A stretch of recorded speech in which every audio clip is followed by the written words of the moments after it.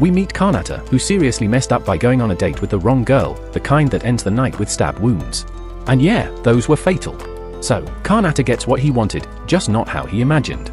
Unfortunately, things don't exactly improve in his next life. He wakes up staring into the face of a crusty old goblin. Confused and still processing, it hits him, he's been reincarnated as one of them. The elder goblin gives him a fresh start with a brand new name, Gobbler. No time to celebrate though, because the old guy forces a wriggly maggot down his throat for nourishment. Gobbler can't do anything about it, he's still a baby, and that means no speaking or resisting. By the second day, he wakes up to find a swarm of equally strange green infants around him. Reality check, he's officially part of the goblin squad. He finally accepts his died and is now stuck in this weak, awkward new body. He spends the rest of the day mourning the loss of his handsome human features. On day 3, he notices Goblin's age quicker, though he's still hairless, at least now he can move and speak again. So while it's not ideal, he decides to tough it out and make something of this life. Come day 4, the elder gathers the now growing goblins and presents a tray full of maggots. He calls them freeloaders and tells them they've got to start finding their own meals. Gobbler isn't exactly thrilled about chewing on bugs, but it's all protein, so he swallows them down and gets ready to step out on his own. The moment he exits the cave, he's hit with the sight of a wild and colorful world, full of bizarre plants and creatures. He's not alone though, another goblin follows, clearly nervous since it's his first time outside. Gobbler tries to calm him down, saying it's his first time too. That goblin's name is Gubkichi. He might not be the smartest, but he's got some strong genes, and Gobbler figures he'll be useful for hunting. They soon spot a rabbit in the woods, and Gobbler sends Gubkichi to charge it straight on. The rabbit bolts, exactly what Gobbler hoped for. He was waiting up in a tree and jumps down right when the rabbit passes, breaking its spine with a stick. The plan works like a charm, but then Gubkichi gets greedy, wanting more. Gobbler has to lay down the law with a little tough love to remind him who's leading. After that, he starts prepping their meal. While breaking apart the bunny, he notices something about the bones. One piece could actually make a solid weapon. Just then, a notification flashes in his head. He's caught off guard since the elder never gave him any heads up about systems or skills. Before he can process anything further, Gubkichi bounces back to full strength and is all set to dig into his share of the meat. Gobbler eventually caves in and hands it over, and Gubkichi devours it like a beast, filled with wild appreciation. By the 5th day, the duo sticks to their hunting tactics, and Gobbler even figures out how to use the rabbit's horn as a weapon. While pulling another horn from their prey, another weird message pops into Gobbler's mind. He still has no clue what any of it really means. Sitting down with some cooked meat, he takes a bite, and suddenly his eyes glow blue. That's when it hits him, he's gained some kind of escape skill from eating the rabbit. Things start to make more sense now. In his previous life, he had a rare power called absorption, letting him gain traits from whatever he consumed. Even though he's in a different body now, that skill seems to have carried over. But all the other abilities he used to have must have been reset. Still, it's a pretty sweet deal that he got to keep even one power, especially in a forest packed with all kinds of monsters he can feed on for more strength.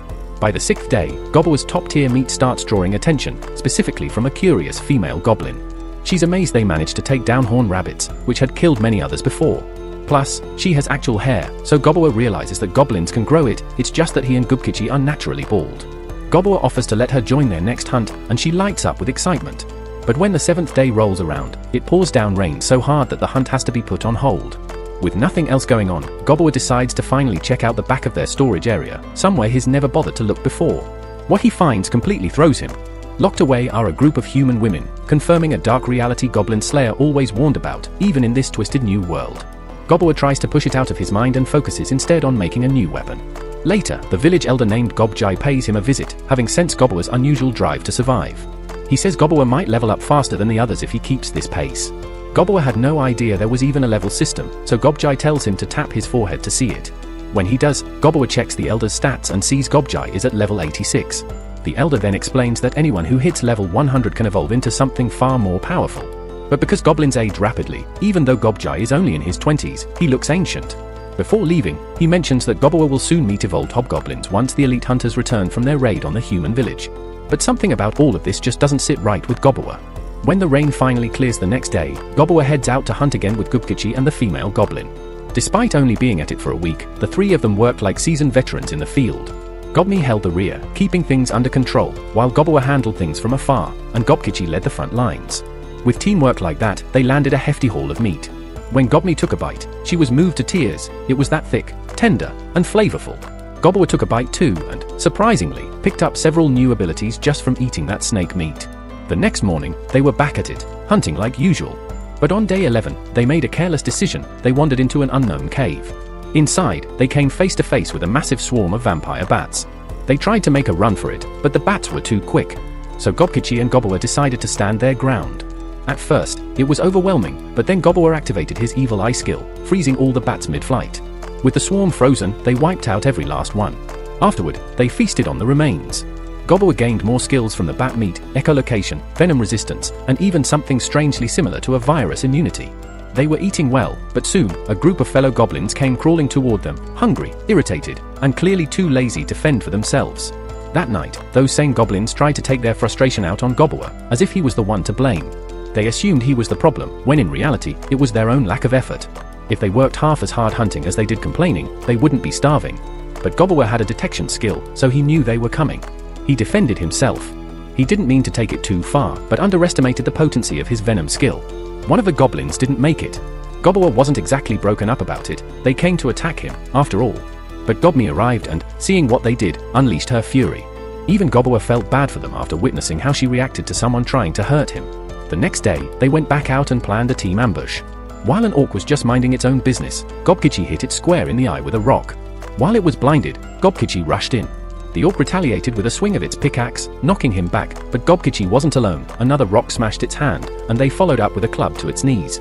Gobble ended it by repeatedly stabbing it in the head. With the orc down, they dug in, feasting on the meat. But there was too much to eat in one sitting. Gobble suggested they haul the rest back to the cave. He had something in mind. Once back, Gobble called all the weaker, starving goblins together and told them they could eat as much as they wanted. At first, no one moved. But eventually, one by one, they dropped to their knees and began devouring the meat like they hadn't eaten in days. Watching them, Gobble reflected. In his past life, he never would have done something like this. Maybe reincarnation hadn't just changed his body, it might have shifted his heart too. That night, while everyone else slept, Gobble tried to rest as well, but an annoying system notification in his head just wouldn't stop. He's constantly getting alerts that he's way past the required level cap, which means a big change is coming. He's about to evolve into a hobgoblin any minute now.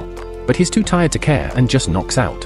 When morning comes, something unexpected hits. Gobble wakes up and notices some strange changes in his body. He's baffled. His whole appearance is different now. Closer to what he looked like before being reincarnated. And hey, the best part? The bald head's gone.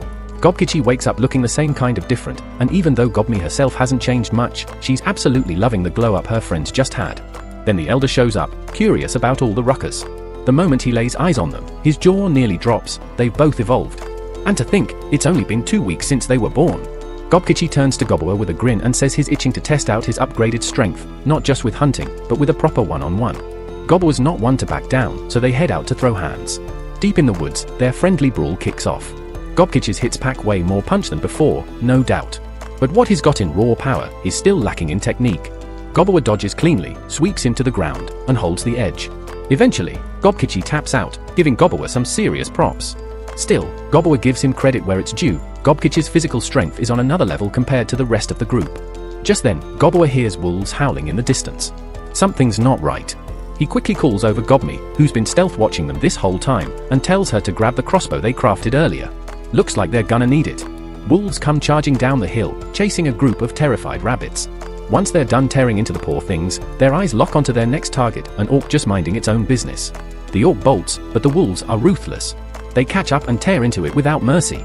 Watching this unfold, Gobble and Gobkichi decide this is the perfect chance to see just how strong their evolution made them. Gobble signals Gobmi to start launching bolts at the pack. When the alpha wolf takes a hit, both Gobble and Gobkichi charge in. Without their leader to guide them, the wolves are in total disarray. One by one, they take them down. Soon, the only one left standing is the badly injured leader. He eventually collapses, and Gobble steps up, bites deep into its flesh, and gains a new set of skills, one of them being leadership. He drags the fallen wolves back to the cave, tells the others it's feast time, and lets them dig into their heart's content. From now on, Gobble expects the others to start finding their own meals. But they don't feel ready for that kind of responsibility, so they drop to their knees, begging him to show them how to hunt. Gobble agrees. If they're clueless about hunting, he'll train them. And if they're lacking weapons, he'll even teach them how to craft their own. That ends up making him super popular, and before long, he naturally steps up as the goblins' leader.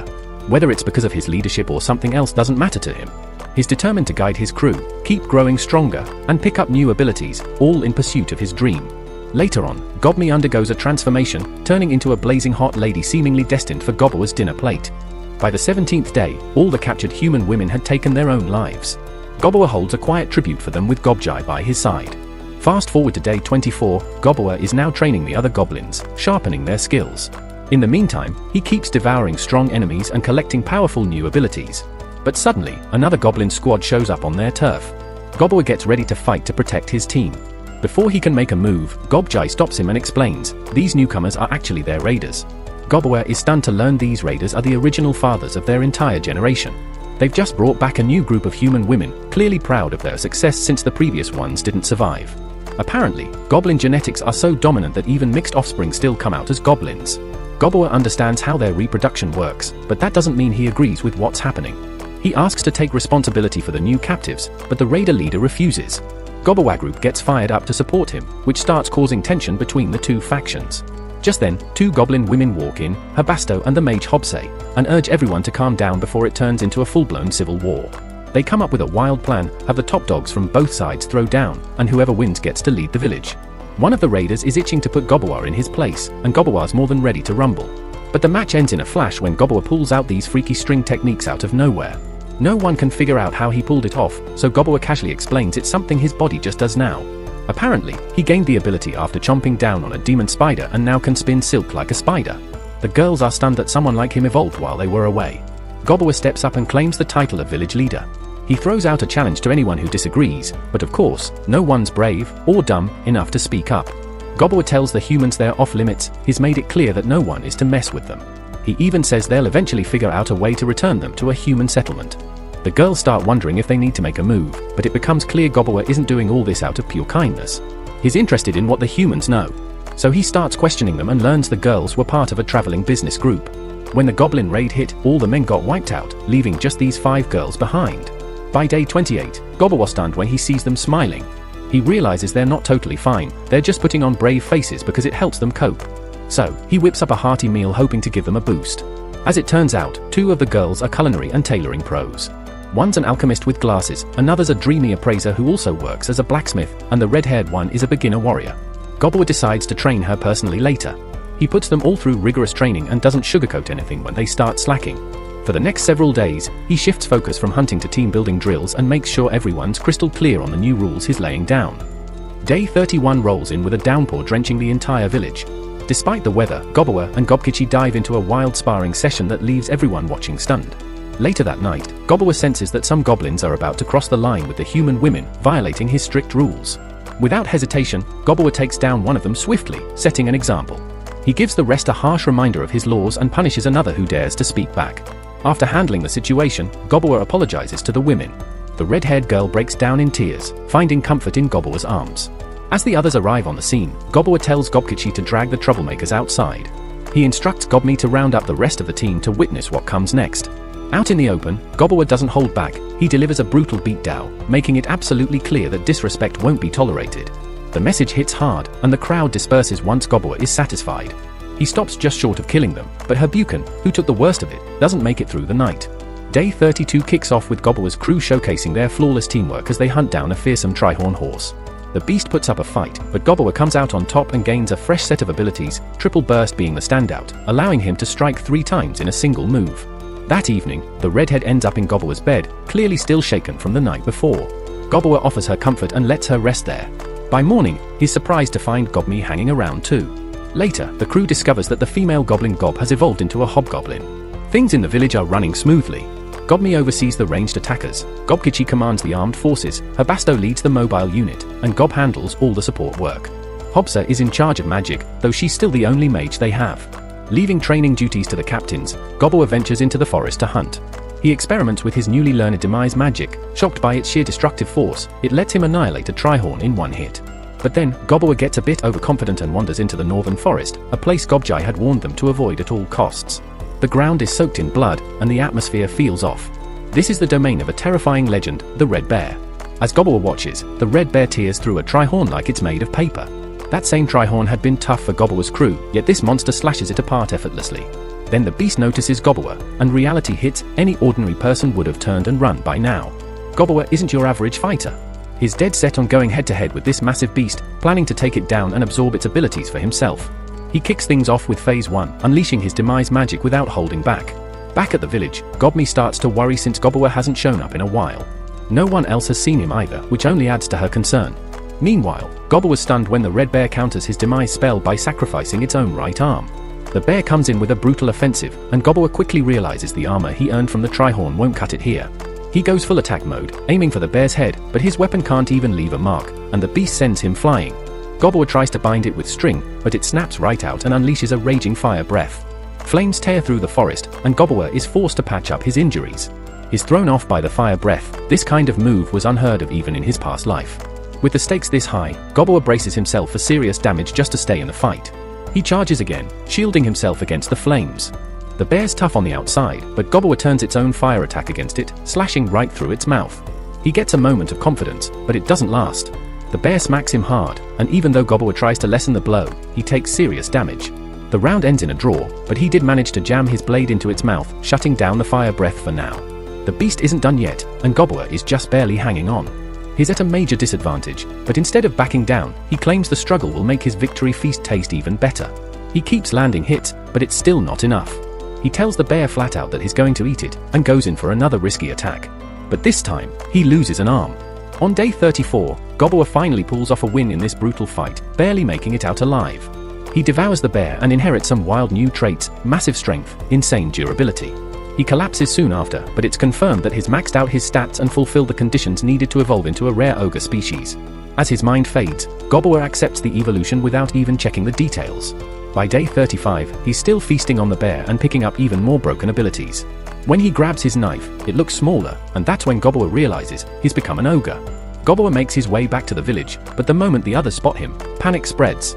Everyone thinks they're under siege. They're all gearing up to escape, totally confused about why this ogre is grinning at them. Ironically, they start wishing Gobbler was around to help. Luckily, Goblin recognizes him. But instead of being happy about his new form, she's furious he vanished for so long. She ends up getting hurt in her own frustration but still chews him out. She's mad he lost an arm, but the rest of the villagers are completely stunned that he managed to bring down the red bear. Gobjia is especially shocked, pointing out that Gobbler defeated the ruler of the northern forest just a month after being born. Everyone wants answers, throwing questions at him, but Gobbler was just relieved to be alive and back in what he now sees as his home. Since evolving into an ogre, Goblin has practically been glued to him. But before diving into that chaos, he decides to change clothes. He heads into storage, and the women there don't recognize him right away and get spooked. After he shows off his abilities to prove who he is, they relax. One of the human girls notices his damaged axe and gets excited to repair it. While they talk, she proudly shows him a knife she made from a magical stone and asks him to check it out. Gobbler is impressed by her effort and gives her a gentle pat on the head. She's clearly enjoying the attention a bit too much, while Goblin and the redhead can't stand seeing him pay attention to someone else. Jealousy is definitely in the air. Gobbler then heads over to check on the twin girls to see how they're doing. They've been overwhelmed with work and ask if someone can help. Gobbler agrees and promises to send a few goblin girls to assist. The twins are thrilled, and Gobbler finds it wild how quickly they've warmed up to goblins, even though their family was wiped out by them just a week ago. He makes a playful comment that they'd make great wives someday, and they don't seem to mind. But again, Goblin and the redhead are not amused. Later, he visits the green-haired girl who's been focused on brewing potions. He inspects one of her vials and immediately realizes it's poison. She doesn't deny it. Turns out, she made it back when she planned to poison all the goblins out of fear. But after meeting honest goblins like Gobbler, she gave up on that plan. The next day, Gobbler realizes that regular training isn't going to work anymore. In his current ogre form, even when holding back, he's way too strong and almost ends up seriously hurting others. So, for now, he decides to stop sparring altogether. Gobkichi takes the defeat pretty badly and decides to head out for a solo hunt to cool off. While Gobbler's a bit concerned, he understands that sometimes you just need some space. The rest of the goblins go about their routines like usual. For once, Gobbler gets a moment to relax, sitting down to sew beside the always quiet Hobsa. Despite losing an arm during a battle with a red bear, Hobsa's still holding his own, thanks to a slime ability that helps him manage just fine. While they're chilling, Gobbler mentions wanting his book back so he can finish reading it. But Hobsa completely blanks him, acting like he didn't hear a thing and keeps reading. The next day, Gobbler was in the middle of lunch when Gob comes dashing in, clutching a badly injured carbuncle. Gobbler immediately tries to heal it, but the creature's lost way too much blood. He says they'll need help from the potion maker to whip up something strong enough to save her. Thankfully, the treatment works, and the carbuncle slowly wakes up, dazed and confused about where she is and who's around. The goblins fill her in, and she's super grateful they saved her life. Even though she doesn't know any of them, she introduces herself as Returner and explains that she got attacked by humans not long ago. Apparently, the gem on her forehead is worth a ridiculous fortune, like 1 billion gold coins, so of course people are after her. She begs Gobbler for help to shake off the adventurers hunting her down, saying she's already on her last legs. Returner reveals she's not an ordinary carbuncle. She's an artificial one, created long ago by a powerful wizard to guard his treasures. But when she was attacked, her life-sustaining core got damaged, meaning she won't last much longer. Her creator had a serious grudge against humanity and made sure his treasures would never fall into human hands. He'd rather goblins have them. So, Returner makes a deal: if Gobbler helps get rid of the humans chasing her, she'll hand over everything. Gobbler was not about to let that chance pass him by. He calls the squad together and drops the news: they're heading out today to claim a legendary treasure and run off some greedy adventurers. He checks with the blacksmith girl to see if she still has that spirit stone dagger she mentioned. She gives it to him, and even though Gobbler was not much of a knife guy, he figures it's better than showing up with nothing if he wants to make an impression. The goblins set out and make their way to the hidden spot Returner told them about. Once inside, Gobbler tells Gobkichi and the rest to hang back while he scouts ahead to find the humans. Time to see what kind of deal he can strike, or how much pressure he needs to apply. Out of nowhere, those same idiots show up and corner him. They're griping about having to deal with an ogre now, but figure they'll just take him out quickly. One of them tries a sneak attack, aiming for a clean kill, but Gobbler catches it with his bare hand like he saw it coming from miles away. The whole group is stunned that the assassin's stealth got busted so easily. Gobbler steps in, calling them out, saying they're trespassing, trying to rob the place, and even almost killed the Guardian like it's nothing. Worst of all, they don't even feel guilty about it. Lucky for them, Gobbler's got a calm head and gives them a chance to walk away before it gets ugly. But instead of backing down, they swing at him. He dodges without breaking a sweat. Still, he offers them one last shot to leave peacefully. But as always, humans have a weird habit of ignoring common sense when it matters most. Even though Gobbler is clearly way stronger, they keep attacking. Eventually, he loses his patience and decides it's time to show them what's up. The reality starts to hit: they messed with the wrong ogre. Gobbler uses his earth magic to pin them down and calls in the crew to deal with them. After the fight, they strip the adventurers of everything and kick them out. Gobbler takes the loot and eats it, and gains all the skills those items had. One of the coolest new tricks. He now has an item box that can store over 100,000 things. Since he kept his promise, Returner takes Gobbler and the squad to the treasure room where her master died. It's filled with rare gear that belonged to a wizard named Velvet. He was apparently a spirit master who collected a ton of spirit stones. As her final moments tick down, Returner thanks them all and disappears, leaving behind her core gem. Gobbler, naturally, eats that too. They take a quiet moment to honor her, then get back to gathering everything valuable. Good thing they've got that new item box. But before they leave, Gobbler glances back at the wizard's body and feels bad just leaving it like that. So he burns it. As it turns to ash, it leaves behind a powerful-looking gauntlet. Gobbler doesn't hesitate. He slips it onto the arm he lost earlier, and the thing fuses to his body like it was always part of him. This new arm? Total game changer. It can rotate, produce poison, shoot out threads, you name it. Best of all, it functions just like a regular hand.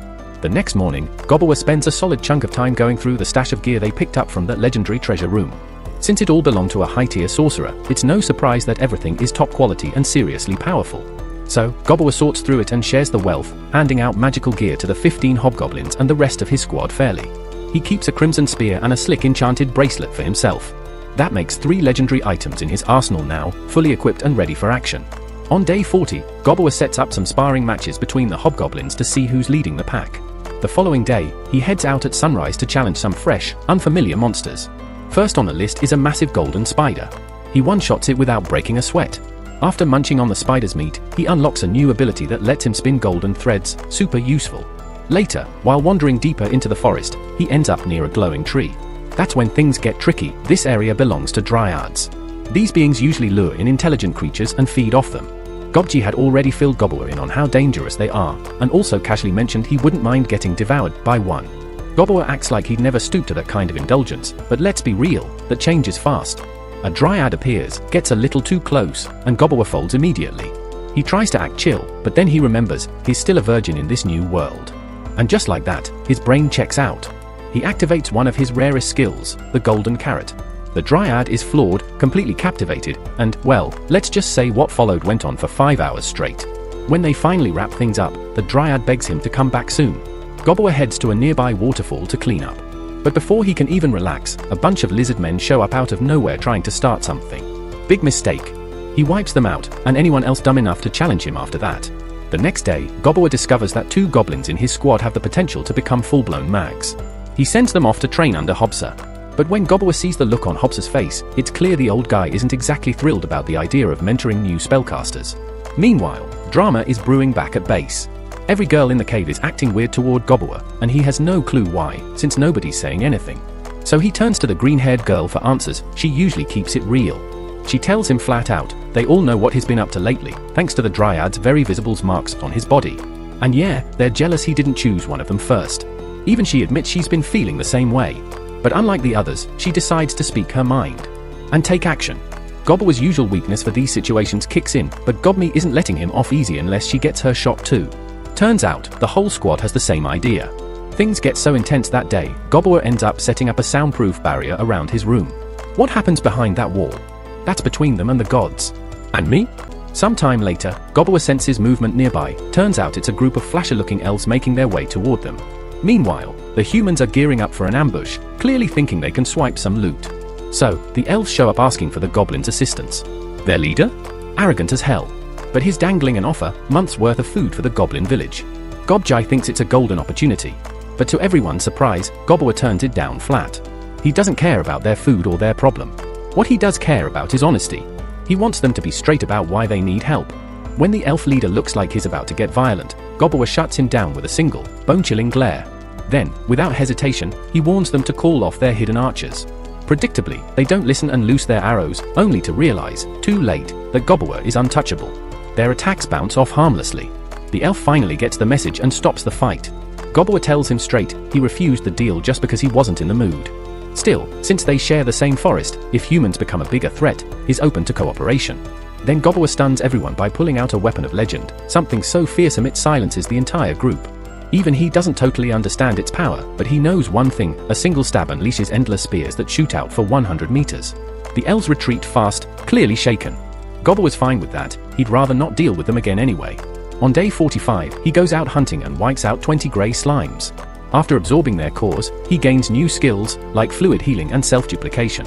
Trying out the replication skill, Gobbler creates a tiny clone using his own blood. Even better, he can see through its eyes, sharing its senses. That gives him a clever idea. By day 46, he has the girls stitch some of his blood into their clothes, turning their outfits into emergency transmitters. That way, if anything goes down, he'll know right away. The following day, one of his blood clones spots the elves again. They clearly haven't learned a damn thing.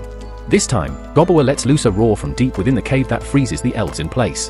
When he steps out, he doesn't even say a word, he just grabs them, one by one. Their leader complains that Gobbler's attitude wounded his pride and that for such disrespect, death isn't enough.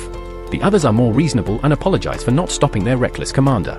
Gobbler's already made his decision, and it's not a kind one. The elf boss is done for, but the rest are given a shot at survival. Gobbler arranges a trial by combat between the goblins and the elves. Only the victors get to live. He figures it's fair, if they want to keep breathing, they need to prove they're worth it. When it's over, 6 elves are left on the ground, defeated. Coincidentally, or not, they're all male. Gobbler privately admits he skewed the matches a bit, he didn't feel right watching the women lose. Afterward, he helps himself to the fallen elves, feasting on them and picking up even more abilities in the process. He lays it out plainly to the survivors, they're not going anywhere. Gobbler tells them straight, they may have surrendered, but they still tried to wipe out his kind. Gobjai, the old goblin creep, is drooling over the thought of having elf prisoners around, but Gobbler shuts that down fast, strict rules say no touching prisoners. Gobjai swears he'll behave, though it's clear he's itching for just one shot. Meanwhile, Gobbler heads out to deal with the elf leader personally. Fast forward to day 48, Gobkichi reaches level 100. By day 49, everyone's blown away to see Gobkichi evolve into a rare type. His deep red skin comes from a blessing by the flame demigod, and his iron-like hide is thanks to the war demigod. Gobkichi explains that Gobbler hasn't had anyone to properly train with since becoming an ogre, and he's been trying to catch up. Now that he's leveled up, they finally go head-to-head in a serious sparring match.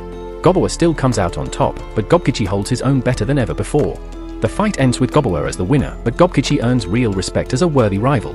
That night, Gobbler is dead tired when some odd figure appears. This stranger starts saying sorry, though it's unclear why, and hands Gobbler a gift, calling it a small token. Gobbler wakes up afterward, totally baffled, with no memory of what really happened. Day 51 rolls in, and Gobbler starts thinking maybe Gobkichi's growth is pushing others too, because now there are 4 new hobgoblins in the mix. One of them's even got the potential to become a mage, and another steps up as a cleric. The healer, named Habuchi, pledges to treat everyone she can. Hobsei also hits a new milestone, evolving into a half-spell lord. Most spell lords don't have the wild markings she does, but Gobbler notices hers look eerily like the ones on his own body. With her massive mana pool, she's itching to let loose. She lets off a jaw-dropping fire spell and says she could easily do 20 more of those. And she's not even a full spell lord yet, next evolution might take her even higher. Gobbler outfits her with new gear for her upgrade, and she tells her Basto, who's clearly feeling left behind, not to worry, she's catching up. Gobbler was starting to think all these sudden power jumps are connected to him. A goblin's first month has a huge impact on how they develop, and the environment he's created may be speeding everything up.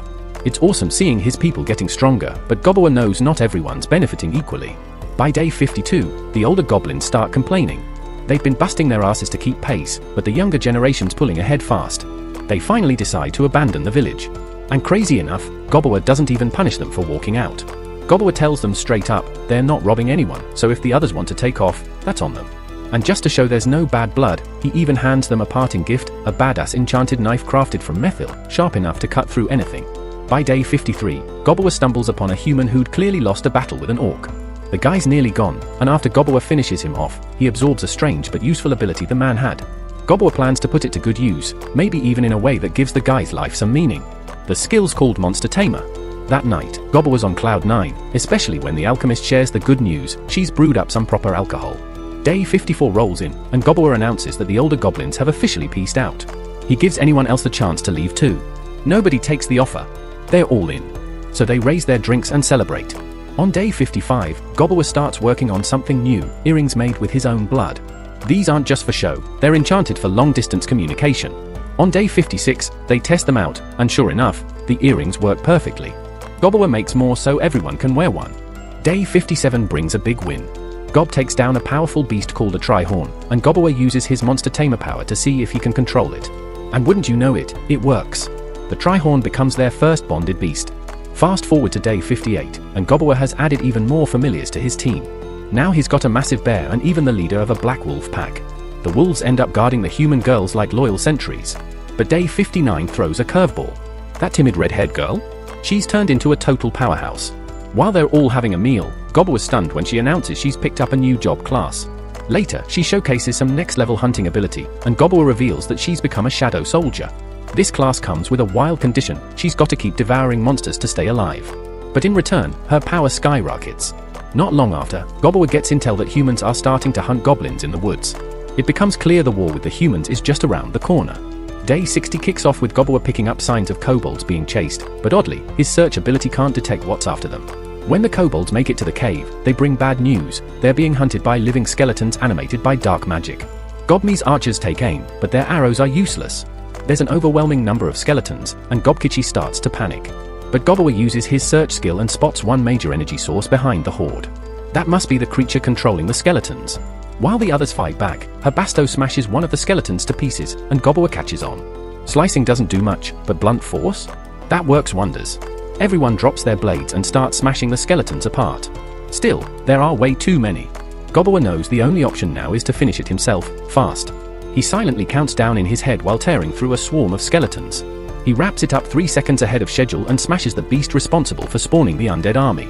Consuming it grants him some wild new powers. He can now call forth lesser undead and conjure elite gear, plus some other seriously impressive abilities. Once the dust settles, the kobolds admit their huge mistake. Apparently, they dug into Velvet's hidden stash by accident, the same stash the goblins had already looted, which triggered the awakening of the Guardian, the big bad skeleton. With nowhere else to run, they dash to Gobbler's lair, now infamous as the home of the feared Black Ogre. These kobolds now swear loyalty to Gobbler, but he doesn't hold back and reminds them that he's wiped out plenty of their kin before. Still, they're beyond thankful he saved them, and they understand how things work. In this world, the strong rule and the weak submit. They owe him everything and leave their fate in his hands. Gobbler takes it in stride and has their healer patch them up. Then he glances around his cave, realizing he's somehow pulled together a ragtag group that's starting to feel like a real crew, though he's still not sure how it all happened. On day 61, Gobbler and Gobkichi head out for a hunt and spot a group of 12 armed soldiers. They decide to tail them, and Gobbler uses his keen hearing to pick up their conversation. Turns out, these humans are plotting to kidnap the elven chief's daughter, and one of the elves might have tipped them off. Later that day, when the elven girl returns from a festival, the humans make their move. They slaughter her guards without hesitation and snatch her. Gobbler isn't the type to stand by, he steps in, rescues the girl, and captures the whole group of attackers. By day 62, Gobbler learns that a full-blown human assault is planned in just 20 days. He wastes no time and devours all 12 captured soldiers, gaining a fresh set of potent skills. When the elf girl finally comes to, she's terrified at the sight of him. He spots wings on her back, definitely not something normal elves have. Gobbler tries to talk her down, but she panics, convinced he's going to harm her. After some calming tea, she starts to relax, but her mood shifts again when he tells her guards didn't make it.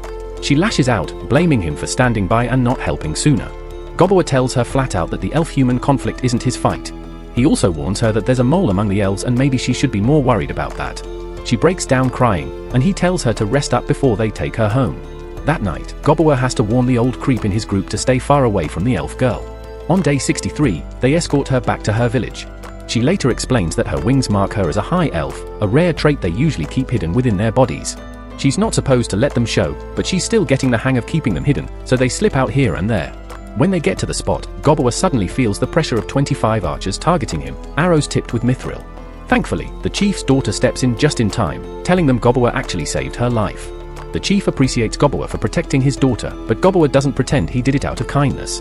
He makes it clear he wants compensation. He also sees it as a chance to judge the chief's character. Surprisingly, the chief hands over a bow called the Failnaught, a magical heirloom of their clan. His daughter's stunned he'd give it away, but the chief insists it's a small price to pay to ensure her safety. Gobbler is fine with the trade and decides to return the favor by giving them information about the human army's movements. With that, the goblins and elves are on good terms, and the elves even supply them with mithril gear. The chief also asks if they know anything about their elite scouts who went missing, but Gobbler acts innocent, saying he's got no idea. As another gesture, the chief offers Gobbler some premium liquor. Gobbler says they'll support the elves if needed, and later that night, is blown away by how incredible that drink tastes. By day 64, Gobbler was shocked to discover Gobmy has evolved into a Dampier type. Not only that, but 8 fresh hobgoblins have joined their ranks. Gobmy's powers got a major upgrade too. She now has the ice god's blessing, letting her generate and manipulate huge amounts of ice. Her cursed eye can force enemies to fight among themselves. Gobbler feels like her new appearance is familiar somehow, though he can't quite recall where from. Gob has also transformed, now a half-Earth Lord. Earth Lords can manipulate terrain and toughen their bodies. She even got a lightning-based skill to locate gems underground. Her Basto's new form is a half-bloody lord. He can control blood and use it like a weapon. All of the evolved goblins now bear strange tattoos in different places, and they claim those markings boost their strength, something Gobbler is curious to learn more about. Thanks to all the changes, Gobjai decides to give everyone new names to reflect their evolution. There's also a power chart ranking the races, and it shows that Ogro is now 5th, below beings like the Dampiers and Lords. Ogro figures it's only a matter of time before the elves come looking for backup in their war against the humans. Ogro knows they need all the backup they can get, so he hands out some communication earrings to the new squad. But the elf girls they rescued? Not into it. For elves, touching their ears is super taboo. Still, Ogro isn't discouraged, he's determined to win them over eventually with his usual charm. He takes the crew out for a training session and uses his summon lower undead skill to bring out a squad of skeletons for some live practice. He even outfits them with armor, because the better the gear, the tougher the skeletons become. The elves don't do so hot in the fights and take a few losses, but Ogro's not upset. What matters to him is the bond that's starting to form between everyone. By day 65, Ogro Dunn figures out that using less mana lets him summon regular skeletons, zombies, and similar undead creatures. He's curious about how they taste, but sadly, eating them is a no-go. Still, they're great for training and leveling up. Only downside? Sunlight wipes them out instantly, so they're basically useless during the day. Right now, Ogro's crew is stacked, over 100 strong and growing. The kobolds are in a rough spot, so they're grinding harder than anyone else. After one battle, Ogro notices Gobfu munching on spoiled meat and gets worried, but she swears it's delicious. On day 66, Ogro gets Earth to seal off the cave exit where skeletons kept leaking out. He also sends the kobolds out to hunt for more wolf familiars. They hustle and bring back 20 of them fast. But on the way, they run into a massive boar, and Earthy takes it down like it's nothing. Later on, the blacksmith girl shows Ogro the axe she fixed, the one he busted fighting the red bear. She upgraded it with a combo of spirit stone, iron, and mithril. Ogro's impressed, and she drops the news, she's now an elemental smith. Day 67 rolls around, and Ogro Kichi confesses his crushing on Earthy. Ogro already had a hunch, but Ogro Kichi admits he's clueless on what to do. Ogro steps in with a plan and tells him to make his move that night, hoping for some good news the next day. That night, Ogro Kichi tells Earthy how he feels. She seems cool with it. By morning, he's hyped and performs better than ever in a sparring match against Ogro. He even lands more hits than usual, and Ogro's stoked for him. Turns out, Earthy had already chatted with Dambai about it the day before, and she and Ogro helped set the stage. Ogro Kichi's been on such a power high lately that Ogro ends up switching himself out and sends the black skeleton to spar with him instead. After that, the usual team goes hunting. While out, they stumble across a new breed of insect monsters Ogro's never seen. After taking them down, he gains even more skills, the best one being Exoskeleton. He tries it out and is blown away when he transforms into something straight out of a superhero show. This new armor suit Ogro's got is seriously next level. It's insanely durable, can fix itself, and shrugs off hits like nothing. Dambi thinks it looks sick, though Ogro feels it's a bit too flashy for his usual style. He tries putting on his old gear again, but yeah, that doesn't go well. Ends up standing there in his birthday suit. Turns out, the suit used parts of his original outfit, made from that red bear's hide, to power up the armor. Tough break, since he really liked that look. Still, Ogro realizes this new suit gives him access to 5 special modes. One of them already draws from the red bear, which means the rest are fair game to unlock. After weighing his options, Ogro decides to focus on forms suited for air and underwater combat. He picks one based on bugs, letting him sprout wings and fly. It's a wild upgrade, but the controls are a bit yanky. He's gonna need flight practice. Fast forward to day 69, it's pouring rain. That feisty redhead shows up, wanting a spar. She's been stepping up her game and pushing for more training lately. Ogro remembers when she used to act like a clingy pup, now she's all grown up and fierce. Meanwhile, the Smith girl's been hanging with the elves, trying to brainstorm new weapon designs. She's struggling with a repeating crossbow idea. Ogro suggests ditching the blueprints for now and just building stuff. He supplies her with extra materials and hopes she crafts something useful for him soon. The Chef Sisters? They earned themselves the title of head chef. He asked them to recreate some snacks from his past life, like good old potato chips. After that, Ogro checks in with the alchemist about crafting enchanted gear. She reveals a new weapon, a bone nail made from that black skeleton, capable of freezing anything it hits.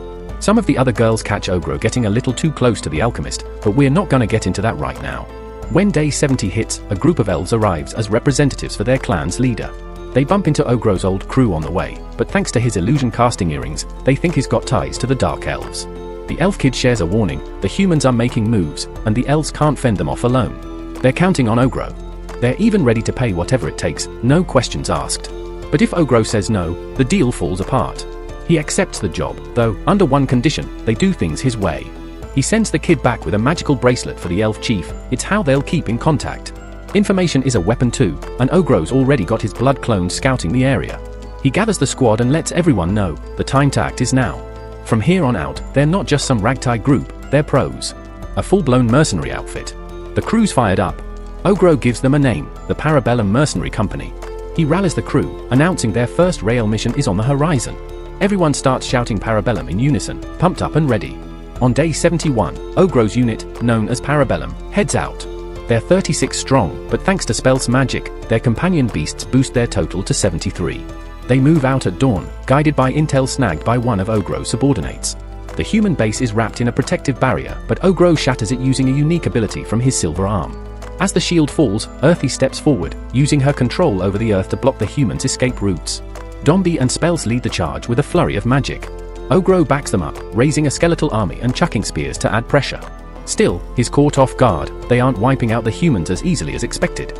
Turns out, a formidable female knight is leading the defense. Ogro introduces himself with a booming roar. The humans quickly realize the undead are under Ogro's command, prompting the knight to declare he must be brought down. A human mage launches the counterattack, and Ogro watches as the knight enhances her speed with magic. He commends her tactics, the mana control she displays, and her attempt to strike at his heart. But it's not enough, Ogro simply knocks her away. Then he tells her he's impressed and declares the survivors will be taken as captives. But the knight isn't backing down. She'd rather die than be taken prisoner. Ogro respects her resolve, but she says if he wants her, he'll have to prove himself in combat. If he defeats her, she won't resist his will. Ogro orders his team to eliminate everyone except the knight, the sorcerer, the priestess, and a swordswoman wielding a flaming blade, there to be captured alive. The rest can be killed or eaten. Ogro then describes the outcome, a brutal massacre. Dombi's hypnotic gaze turns the soldiers against each other in a frenzy, while Ogro Kichi smashes through them effortlessly. Blitzato manipulates spilled blood into deadly weapons, and Earthy follows up with devastating moves. They take down the opposition without suffering a single casualty. Still, the knight manages to land a solid blow on Ogro, not enough to hurt him much, but impressive that she could even reach him. Just then, the human mage begins chanting a high-tier spell, pleading with the knight to retreat. Spell's Eye realizes the spell is 5th tier and gets worried, it might actually pose a threat to Ogro. Making things worse, the knight prepares to shield Ogro with her own body, willing to take the hit. The mage apologizes, admitting he's out of options, and unleashes the full force of his spell. Ogro claims victory even before the dust settles, he had no plans to let the Lady Knight fall. She watches, stunned, as Ogro effortlessly casts a magical barrier. Spell's Eye is left speechless too, realizing that Ogro fused 3rd tier demise magic, a vacuum shield from his silver arm, and several other abilities to pull it off. It took everything he had, but Ogro neutralized the dragon spell. The win is clean cut for his squad, and he makes sure everyone knows how huge it is to have captured such high-level warriors. To celebrate, Ogro throws a feast and absorbs an impressive haul of new powers. The elves join in, reveling in the win. Ogro, meanwhile, checks in on their new captives, but they're not in great shape. By day 72, he spells it out, with his enchanted earrings locked in. The humans can't lie or conceal anything anymore. This leads to a treasure trove of intel. An elder elf offers to trade alcohol for the info, and Ogro jumps on the deal. With the item Ogro provided, he shares everything the prisoners spilled, including top-secret routes the humans plan to use in a surprise multi-front attack against the elves. With this heads up, Ogro's crew strategically moves out, setting ambushes and lying in wait from trenches. The approaching human force is formidable, 500 knights in full armor and 100 mags backing them up. Ogro notes that if the elves took them on directly, it would be a grueling battle. But for his squad, it's just another training session. He launches the assault. His forces block exit paths and bombard the enemy with massive rocks, dropping their count from 500 to 300 in no time. Traps and arrows continue thinning the numbers until fewer than 100 remain. Ogro is intrigued when the enemy commander tells his troops to construct a barricade with whatever they can find, stalling the fight. To break the stalemate, Ogro sends Ogro Kichi to clash with the commander. The humans fight hard, but Ogro backs his side with enough muscle to completely wipe out the enemy ranks. He's only concerned if Ogro Kichi will hold back, but he doesn't. Ogro Kichi steamrolls the commander, who quickly realizes he's dealing with a monster. Ogro acknowledges the commander's effort, but in the end, Ogro Kichi emerges victorious. Just like before, Ogro throws another feast and reaps more power. Ogro Kichi mentions the commander reminded him of Ogro, though Ogro doesn't quite see the resemblance. Then, unexpectedly, Dami appears and casually announces she wants to have Ogro's child. By day 74, the captured knights see their survival as more disgraceful than death. Their commander urges them to relax, they have food and shelter now, so things could be worse. The others criticize him for being a commoner, assuming he doesn't get their sense of shame. The whole prisoner situation just feels wrong for folks who've always held themselves with pride. Eventually, Ogro manages to get the truth out of the commander. Turns out the reason humans are coming after the elves is because some royal princess caught a deadly, rare illness with almost no chance of survival. She was supposed to marry a king from another empire, so naturally, a cure had to be found at any cost. That's when humans caught wind of a special elven remedy, blessed by a guardian spirit of the forest. In the end, all this fighting came down to nothing more than selfish ambition. Meanwhile, Earthy gets spooked during a routine mining trip when something unexpected happens. Everyone assumes they're under attack, but it turns out the water pressure formed a hot spring instead. Ogro's thrilled and lets everyone know that it's got natural healing properties that even clear out stubborn infections. It's also great for the skin, so naturally, everyone jumps in to enjoy the new bath spot. Ogro gives Earthy a solid shout out for uncovering it. Come day 75, Ogro starts feeling a bit uneasy, so he comes up with a fresh training plan using the captured humans. The goal? Improve tactical thinking by putting them through mock combat exercises against real fighters. Each participant has to lead their unit, give orders, and try to outwit the opposing team leader. Ogro stays back and watches, acting as referee. For instance, Spellsea is commanding the defense squad while Domi oversees the archers. Both of them show real potential. On the flip side, Ogro Kichi and Bloodzadu can't pull off any victories yet. The human captives are baffled. After all, they're watching goblins pull off full-on military drills. Then, the commander steps up and says he's done playing with practice fights, he wants a real duel with Ogro. Ogro respects that. Despite all the setbacks, this guy still wants to test himself. That's when Ogro starts taking him seriously and calls him the Steel Knight.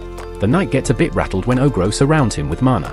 Ogro tells him not to worry, he's just leveling the field so it's not a total wipeout. Ogro powers up, and the knight gets fired up too. But in the clash that follows, Ogro totally outclasses him. Afterward, Ogro heals him, and Ogro Kichi steps up, saying he wants a go at the Steel Knight next. As they fight, Ogro notices how Ogro Kichi seems fired up too, clearly influenced by the knight's resolve. Later, the knight shares that he's from a region where demi-humans are common, so he's used to communicating with all sorts of folks. He takes a moment to recognize the unity and diversity Ogro has built among his people, clearly impressed by how well everything's organized. He even starts thinking maybe Ogro was sent by fate or something. Then the guy gives up his knight status and says he wants to fight alongside Ogro. Ogro agrees, meaning the guy's no longer a prisoner, and he plans to use his skills for something useful. Ogro pairs the redhead up with the Steel Knight and tells him to train her in solid human combat techniques. Later, the elf elder agrees to look after the injured humans. Ogro asks about the mysterious medicine the human seems so desperate to get, and the elder reveals it's the same one he once gave to Ogro. Turns out, this stuff is seriously powerful. It can cure nearly any illness. Ogro's shocked that the old elf handed him something so valuable, but the elder explains their rules only forbid sharing it with humans, not the ogre who saved his daughter. Ogro finally tries the medicine himself, and it gives him this strange feeling, plus, he gains a bunch of wild healing powers. Curious, Ogro drips a bit of his blood onto one of the wounded humans. The man's jaw drops. Not only do his wounds vanish, but even his back pain disappears. Ogro's just as stunned because it dawns on him how over the top these new abilities are. One drop of his blood healed someone completely, and now he's wondering what would happen with more. This kind of power feels like he's reached a whole new tier of strength. Day 81. Ogro's team gears up for their third clash with the human forces. Ogro doesn't waste time. He launches a spear from nearly 300 meters away and nails the target clean. Then, tapping into his strange power, he begins producing spear after spear, creating an endless barrage. After that first strike, the fight wraps up in under 20 minutes. Once the dust settles, Ogro uses his slime ability to gather up the fallen bodies. It's not a pretty sight. Still, everyone notices Blood's acting off. She's disturbingly into the whole thing. The following day, there's a quiet buzz among the elves. Ogro's brought some humans to meet with the Elder. To calm the tension, Ogro reassures the humans that the Elder is different from the rest of the elves. That turns out to be true. The Elder welcomes them warmly, even offering food and drinks. He's clearly impressed by Ogro pushing the human army to its limits but says he doesn't want a prolonged war. Instead, he plans to deploy his finest warriors to bring things to a swift and final end. Since Ogro's being paid, he's good with the plan. On the journey back to the village, the Lady Knight pulls Ogro aside. She pledges her full loyalty to him and asks for permission to act on her duty as a royal knight. Her request? To send rare elven medicine to help heal the princess back in the kingdom. Ogro weighs the pros and cons. Having the kingdom owe him a favor could be a game changer. But there's a complication. This world is ruled by 5 powerful deities, and their influence causes a lot of religious conflict. Ogro himself is favored by the god of demise and origin. If he's the one sending the medicine, it might stir up serious trouble. Still, something clicks in his mind. He tells the knight that he'll give it some thought. Day 83. It's time for the final showdown.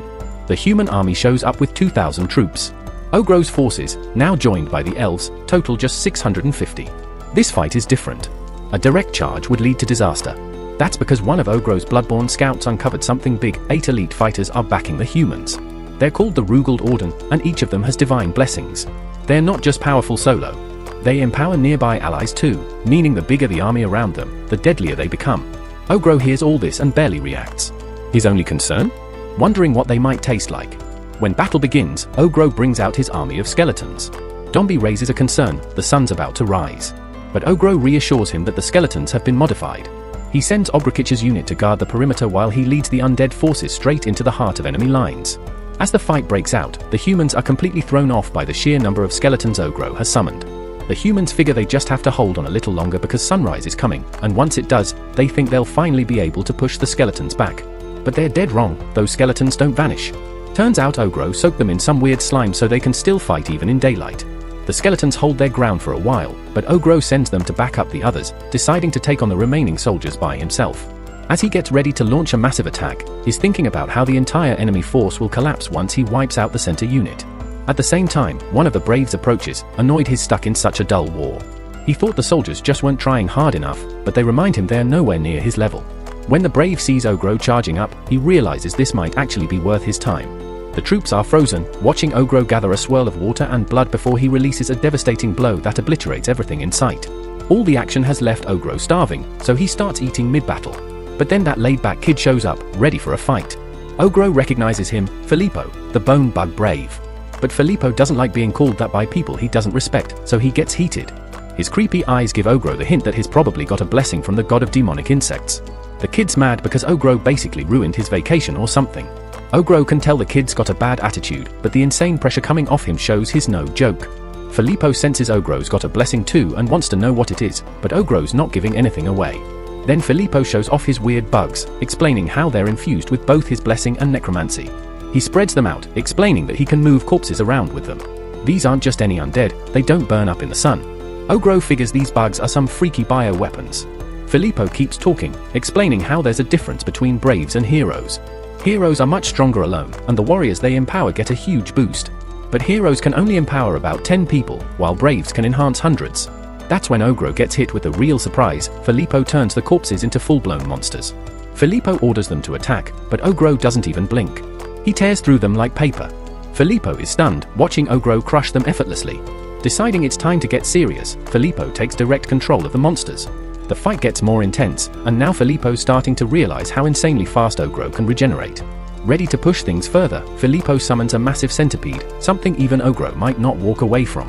This creature absolutely wrecks Ogro, and the kid casually reveals it's his favorite pet. Apparently, the insect's so infamous that it's officially ranked as a natural disaster. Its venom is insanely lethal, just a trace is enough to shut down your organs. Still, the kid's impressed that Ogro managed to last this long. Meanwhile, Ogro's crew starts panicking, the venom is clearly taking a toll, and they're boxed in with no way to step in. Filippo watches proudly as his pet drags what looks like Ogro's lifeless body back to him. He sends the creature off to complete another mission, thinking this fight's already won. He even considers slicing Ogro open to find out what kind of blessings he had. He looks around for help with the body, only to realize it's vanished. Next thing you know, Filippo narrowly dodges an unexpected strike, Ogro's back in action. Now he's trying to figure out how the guy pulled it off. No answers from Ogro, so Filippo figures he must have used some decoy or trick.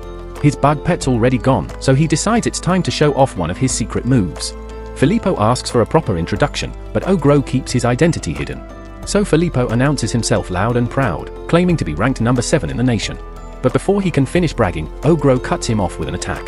The kid mutates mid-battle and pushes Ogro back hard. He's furious now, Ogro forced him to jump to his second secret move before even using the first. Filippo goes through a full transformation, which just makes him look like a more tempting target to Ogro.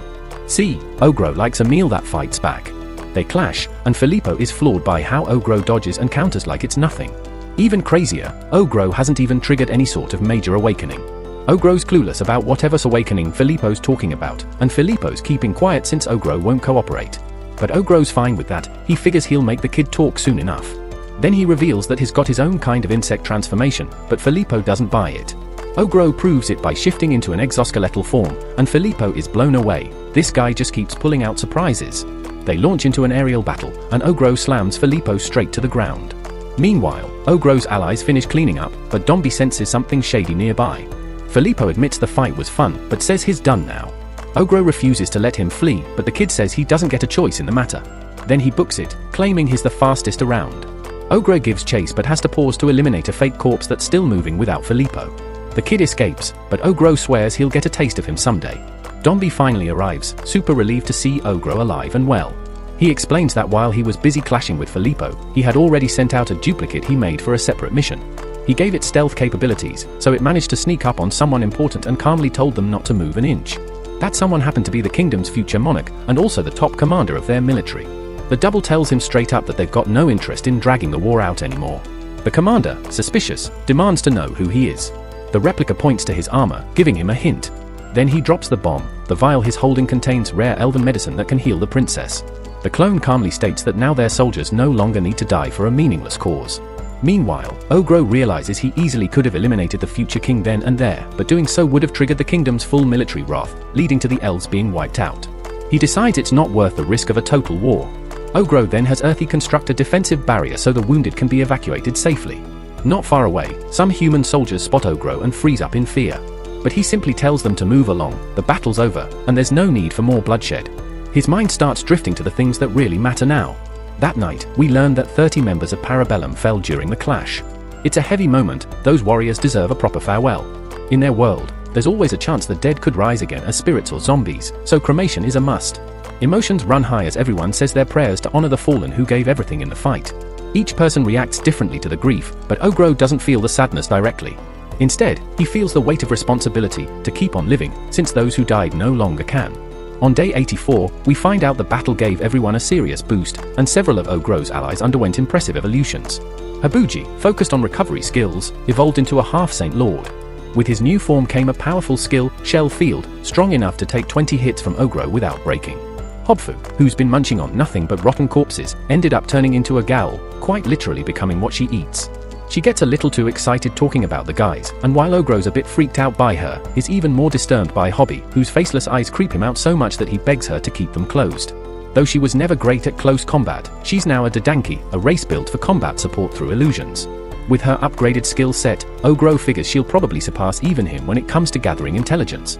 Things are going so smoothly that even some of the weaker hobgoblins manage to evolve into ogres. Surprisingly, this whole squad vows to grow stronger, honoring the memory of their fallen allies. Ogro is genuinely shocked. Goblins are usually selfish, but these ones are actually grieving and using that pain to push themselves forward. Meanwhile, the kobold leader undergoes an evolution too, becoming a warrior-class kobold. He proudly claims to have a fearsome look just like Ogro, though Ogro thinks he resembles a mobster trying out fantasy cosplay. The guy even earns himself a true name. He now goes by Suji.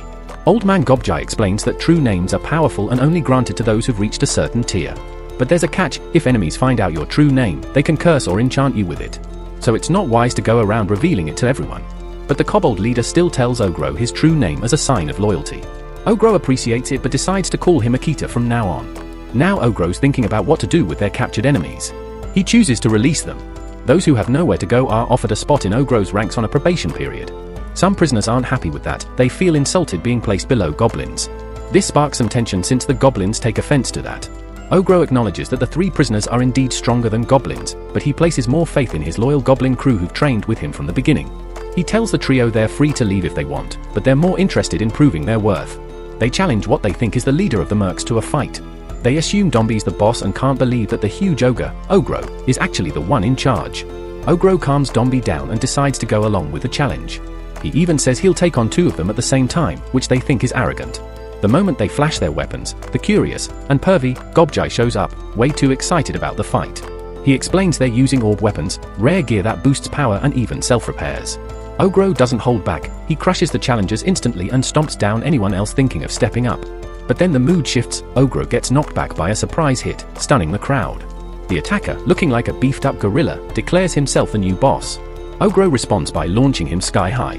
Ogro admits the guy was sneaky enough to land a hit, so he let it happen.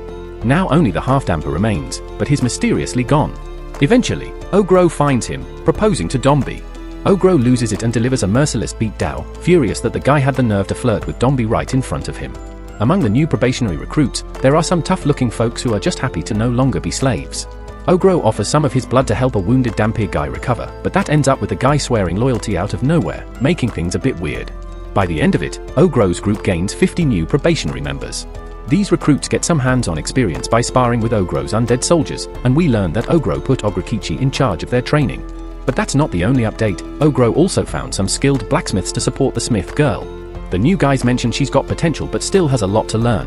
She's not thrilled about working with them, but dwarfs are master crafters in this world. They might even be able to craft mithril weapons. Ogro encourages the smith girl to give it a shot. Around this time, Ogro picks up a new skill called synthesis. He starts by experimenting with an orb, and it works out great. He then uses Chaos of the Dead to summon a creature, but the thing goes rogue, and he has to deal with it personally. Ogro keeps testing synthesis by combining traits, like mixing weakness to sunlight and weakness to light damage into weakness to sunlight damage, but instantly regrets that one. On day 85, they begin upgrading their base. Top of the list, hot springs.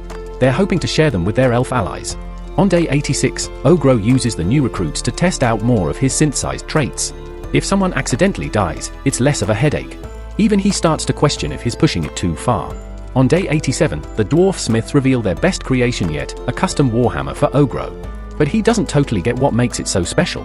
A lot's changed since Ogro's early days. Now he has to mask his presence just to walk through the forest. Everything flees from him. He visits the Dryad again to pick something up, but other spirits warn him there'll be consequences. Apparently, he was up to something shady. On day 88, Ogro tells everyone they'll start farming. The Dryad gave him magical seeds that grow faster, taste better, and are more nutritious than normal ones. On day 89, a few of the rookie members returned to their homelands. Even the high-ranking prisoners left, but only after Dami worked her magic on their minds. Now they've got informants in both the kingdom and the empire. With the human forces pulling back, the elf elder personally thanks Ogro for his support. They hold a huge celebration, though Ogro's unsure if attending was a wise move. Even though their traditions warn against trusting outsiders, the elder considers Ogro and his crew as true allies. He shares that his younger brother once broke their rules by leaving the forest to find ties beyond their borders, and all he ever wanted was to ensure there'd be a safe place waiting if he ever came back. And it's all thanks to Ogro. The elves get teary-eyed, and the celebration rolls on.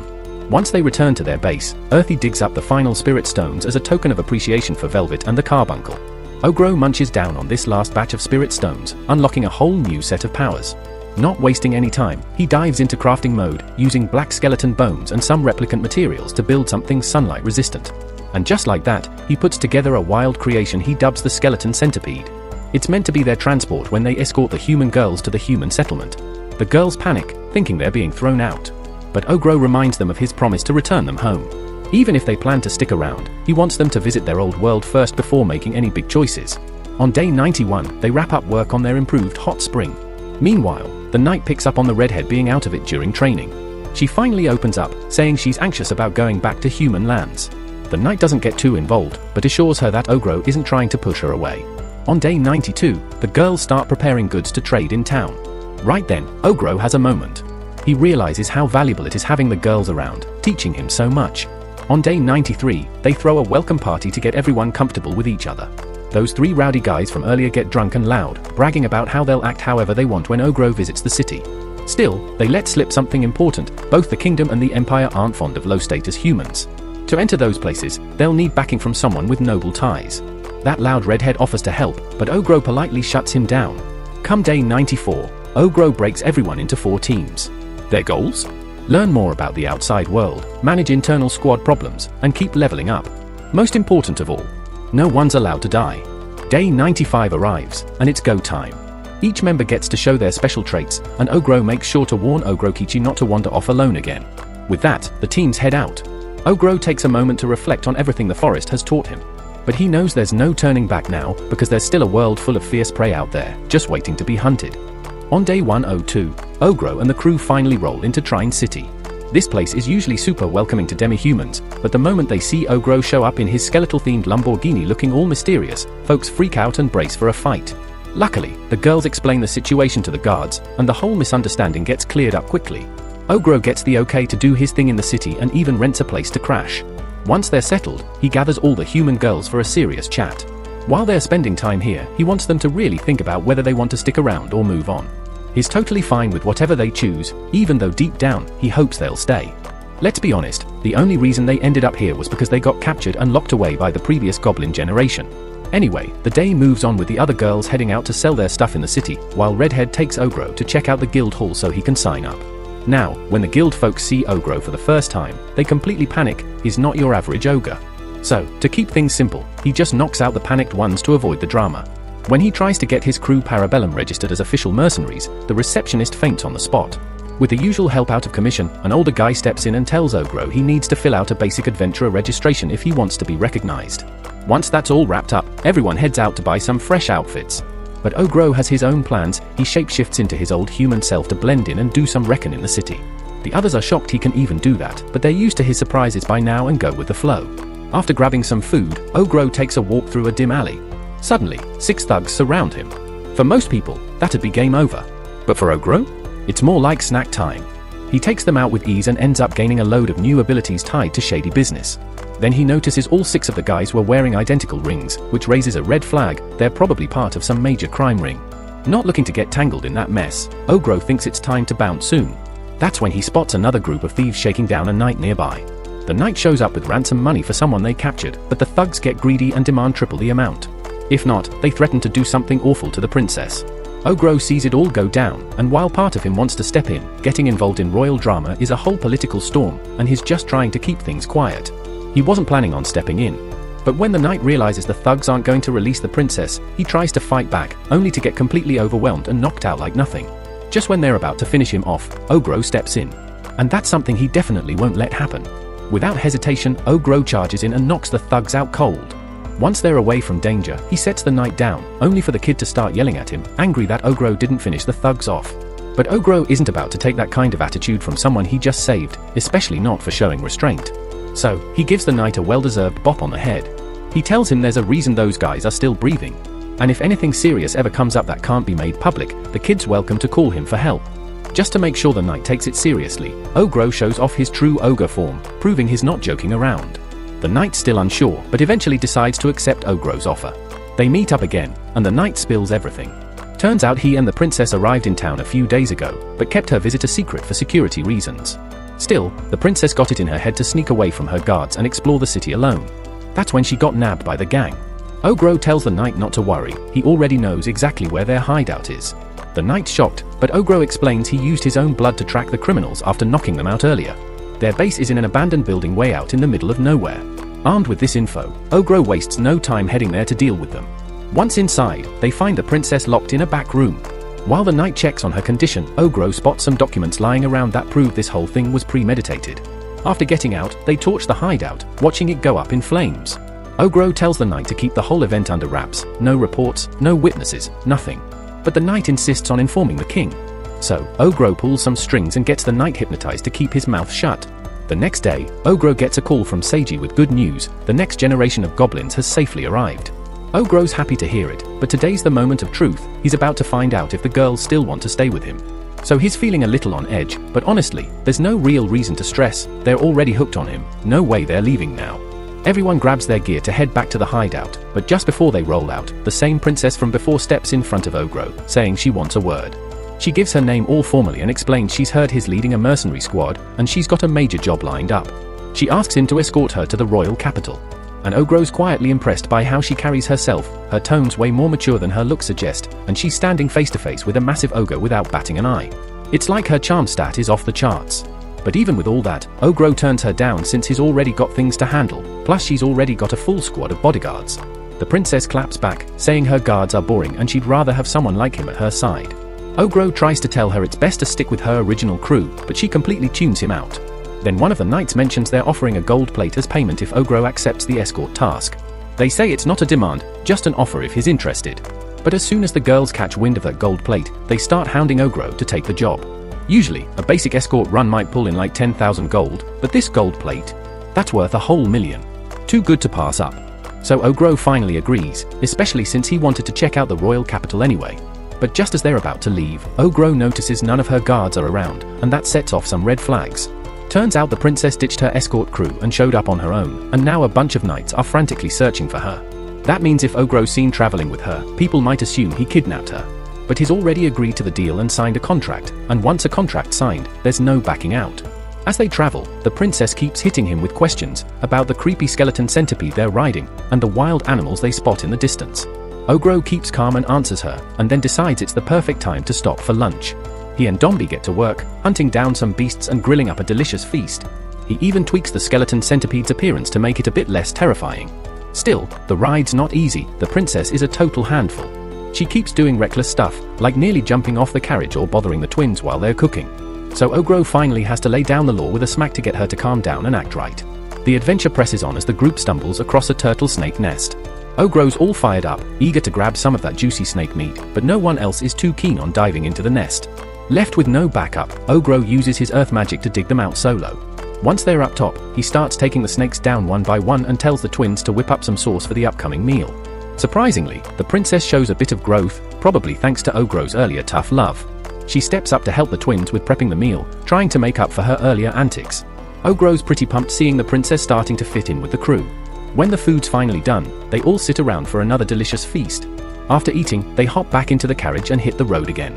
Ogro starts seeing the princess in a new light, noticing how she's starting to change. After some travel time, they pull over for a quick stop. Ogro invites the knight to join the morning workout session, and the princess says she wants in, too. The knight's a bit hesitant. He knows the risks and worries she might get injured. But the princess pushes back, saying it'd be smart to learn some self-defense and how to hold her own. Ogro eventually gives the green light, letting her join in the training. So the crew trains together, and Ogro starts picking up on their strengths and weaknesses. As the day rolls on, they reach a mountain pass and start talking about their next move.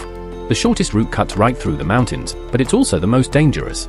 The knight suggests they play it safe and go along the river path instead. That mountain trail is guarded by Falaise eagles, beasts with wild speed and toxic claws. Ogro's never heard of them before. The knight gives him the rundown. Those birds dominate the cliffs with their insane flying speed and venomous strikes. Most people avoid that route at all costs. But the moment Ogro hears there's a strong monster up there, he's already set on facing it head-on. Next morning, they take the canyon route. Ogro makes quick work of the normal eagles, and they enjoy a breakfast of fried bird. But soon, things get serious. Ogro tells everyone to stay inside the carriage and not step out until he gives the all clear. An hour passes. They trust Ogro, but the silence starts making people nervous. Still, Dami has total confidence in him. If worst came to worst and something did happen to Ogro, she's ready to take that eagle on herself or die trying. That's when everything goes quiet, too quiet, and the crew yanks open the curtains to check if the battle's over. Man, the crew is shook when they see Ogro missing an arm, and that jade eagle still going berserk on him. But even though it seems like Ogro's getting whooped, he's really just sizing up the bird's power. Once he's done analyzing, he gets serious, grabs his severed arm, and eats it to regenerate. After that, he goes full beast mode and wipes out the eagle in one blow. Once the fight's over, Ogro finds a spirit stone inside the bird, which turns out to be insanely valuable, like, worth an entire nation's gold stash. The girls warn him not to eat it. Then Ogro tries some of that jade eagle meat, and boom, He unlocks a bunch of new skills and another transformation. While he's checking out the new perks, the princess shows up with a question. She's been keeping an eye on Ogro and wants to know why he eats everything he kills. It's not the first time Ogro's heard that question. His answer is always the same: he devours what he defeats to carry the grudges and souls of those he's slain. That's his code, and he's sticking to it. Fast forward to day 109, the group rolls up to a village, and the people there are clearly scared of Ogro. In human-only areas, demi-humans like Ogro usually get hated on. But Ruberia pulls out her family crest to keep things calm. Thanks to that, the crew gets a warm welcome and gets shown to the Alest waterfall, the village's main attraction. After chilling in the hot springs all day, the villagers throw a big celebration to say thanks. To return the favor, Ogro shares some of his booze. But one dude gets too touchy and ends up facing Dami's fury. To lift the mood, Ogro kicks off a drinking contest, with 4 silver plates up for grabs. The thing is, Ogro can't get drunk. So everyone else just drinks themselves into the ground trying to beat him. While they're knocked out, he snacks on some fish and unlocks some crazy new powers. Come day 110, they leave the village, but Ogro notices the twins are looking weak. Turns out they wore themselves out cooking for everyone at the party. Ogro tells them to rest up while he handles the food for the day. By day 111, everyone's losing it and tells Ogro to stop the cart, because the twins are pregnant with his kids. Ogro's panicking and contacts Goblin for advice, cause he's got no clue what to do. The twins' bellies have already gotten huge, and Ogro wonders if they should head back to the village. But Goblin breaks the bad news: they won't make it in time. The babies are draining nutrients like crazy and could be born any second. If the twins were ogres, it'd be fine. But they're human, and their bodies might not be able to handle it. Without enough nutrition, things could go south real fast. There's no way they'll make it back to the village in time, so Ogro starts searching for a nearby spot where the twins can give birth. They're clearly in serious pain, but they reassure him not to worry, they'll deliver his children soon. But not long after, panic sets in. The twins are suddenly looking dangerously thin. Their energy is plummeting, and the alchemist's life potion isn't helping at all. They urgently need something more nourishing to stay alive. That's when Ogro comes up with a crazy idea. It's risky for the twins, but they don't have many choices left. Without hesitation, Ogro rips off his own arm and offers them his flesh to eat. Everyone's stunned, but they know it might be the only shot to save them. There's no time to prepare the meat, it has to be eaten raw. The twins try to refuse, not wanting Ogro to suffer like that, but someone points out he can regenerate limbs. Still, the girl resists, so Ogro takes it into his own hands, literally. He bites into his own arm and feeds them himself, saying they can be mad at him later, but he's not letting them or the babies die. Afterward, he finds a cave for shelter. There are bears inside, but Ogro has the 3 lords deal with them quickly. He uses his abilities to set up makeshift bedding, but the girls' stomachs are so huge they look like they're about to burst. He applies healing energy and anesthesia to help manage their pain, but he's not sure how long it'll last. Eventually, one of their bellies stops growing. Ogro sends word to Seiji using one of his blood clones, letting him know that what's about to happen might be important for their group. He puts one of the twins to sleep and forms a scalpel with his powers. He reminds himself to keep applying healing and sedation while he begins the procedure. Sometime later, the twins give birth, a boy and a girl. Thanks to Ogro's blood and skills, everything goes smoothly, and their wounds heal fast. Ogro's beyond relieved that he didn't lose them. Holding one of the newborns, the princess jokes that they look like little monkeys, but still adorable. That's when Goblin steps up and asks to examine the babies. He's thinking they might be some sort of hybrid ogres. And he's right, they both have tiny horns. Goblin explains that these can be removed while they're still infants. Apparently, when a human woman gives birth to a demi-human child, the baby usually resembles the father's species. But in rare cases, 1 in a million, a unique hybrid race appears. These kids, called mixed bloods, are born with incredible power. Unfortunately, both sides tend to reject them, leaving them to live as feared beings, often seen as dangerous. Ogro's grateful for all the advice Goblin gave him, but this time, he's trusting his own instincts. Even if his kids turn into something feared or misunderstood, just because others judge them, he'll still give them all the love a father can. Seiji agrees, saying that everyone in Parabellum is on the same page. Another strange thing about the kids, Ogro notices they've got glowing orbs embedded in their bodies. He figures it might have something to do with the orbs and dragon spheres he absorbed earlier. So, they decide to give them fitting names. The girl becomes Oro, and the boy, Argento. Felicia and Alma, the twins, are doing awesome, and Ogro gives them credit for bringing his children into the world. He makes it clear he wants to stick with them and be a proper family from now on, and it's clear they all feel the same. Skip to day 112, and Ogro's off on a solo mission, searching for a new, powerful creature unlike any he's seen before. Eventually, he runs into a bizarre beast he ends up calling the White Stag. The moment he lays eyes on it, he knows this thing isn't ordinary. It's definitely boss tier.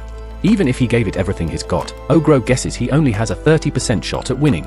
But that rush of danger? It gets his blood pumping, he hasn't felt like this in ages. He dives into battle mode, but to his surprise, the beast doesn't fight. Instead, it breaks off its antlers and bolts. Ogro considers eating the antlers to get a power boost, but something tells him they might be better off in his kid's hands. Continuing his journey, he stumbles upon a battlefield, a squad of humans and demi-humans fighting together against some high-level threat. Right away, Ogro sees this group isn't messing around. They've got skills and teamwork, and it's obvious they're the strongest crew he's seen since arriving here. Their enemy? A monster strong enough to hold its own against them, and now it's charging up for one final, devastating magical blast. As things are about to go sideways, Ogro unleashes his latest arm weapon and wipes the monster out in one devastating blow. He was a bit hesitant to use that move, but he really wanted to save the group. Partly so he could face them himself one day. He's not sure if he can store the massive creature's body, but surprisingly, it fits. With that done, he turns his focus to the team. One human steps forward, shielding the rest, and Ogro pauses. He starts to wonder, could this guy have beaten the boss on his own if Ogro hadn't interfered? He doesn't have the answer, but something about the guy makes him believe it's possible. Ogro gives the guy some honest respect for how he handled the fight. Instead of threatening them or claiming the credit, he acts casual, saying he was sent to deal with the monster. He asks if it's alright for him to keep the body, and in exchange, offers to heal their wounds. They agree, so Ogro picks up the monster, and they go their separate ways. The guy is totally stunned that someone like Ogro even exists. He knows Ogro hasn't hit top tier status yet, but there's something about him that's got the guy frozen in place. Some girl assumes it's because of the guy's injuries, but the truth is, it's fear. This dude's got an ability called Voice of Death, and it showed him the absolute worst case scenario if they tried to fight Ogro. They all would have died after taking down that boss and getting more powerful. Ogro eventually returns to the cave. His kid's already walking around, and the whole group is excited to see him back, so Ogro calls them geniuses. He feeds them the stag's horn, and he can instantly sense that their abilities jumped up majorly. Ogro and the red-haired girl try it too, and he's totally floored when they both unlock two abilities marked with strange symbols. And the wild part? It only took a small bit of the horn to trigger it. Now Ogro's freaking out, wondering if he just made a huge mistake. It's clear this white stag isn't something he can take on right now. That night, Ogro surpasses his current level limit again and hits all the marks needed for a new evolution. Now he has the option to become a rare and ancient form known as an Apostle Lord. Ogro decides to go through with it, and he's granted a true name, Yartan Dodgy. Apparently, he's supposed to get some abilities too, but certain conditions haven't been met just yet. He'll unlock them only after fulfilling those.